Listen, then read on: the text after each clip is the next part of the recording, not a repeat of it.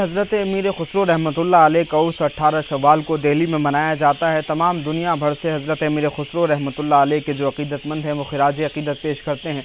हज़रत अमीर खुसरो रहमतुल्लाह अलैह की शख्सियत के बहुत सारे पहलू हैं, लेकिन एक पहलू ये भी है कि वो बहुत बड़े शायर हुए और उनके कलाम दुनिया भर में पढ़े जाते हैं और सुने जाते हैं।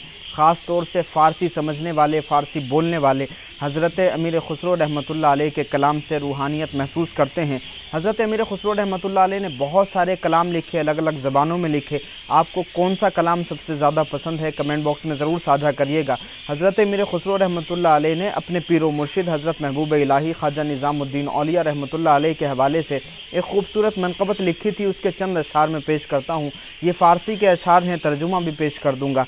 हज़रत अमीर खुसरो फरमाते हैं कि ईदगाह माँ गरीबां कूवे तू इम्बिसाते ईद दीदन रूवे तू, कि हमारी ईदगाह तो आपका कूचा है और हमारी ईद तो आपके चेहरे की ज़ियारत करना है। काबे मन क़िबले मन रूवे तू सजदागाहे आशिकां अब रूवे तू।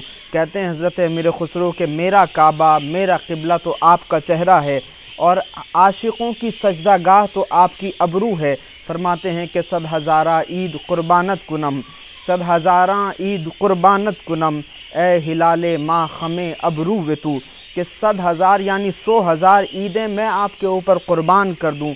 ए हिलाले माँ, ए हमारे चाँद, आपकी अबरू की ख़म पर मैं 100,000 ईदें क़ुरबान कर दूँ।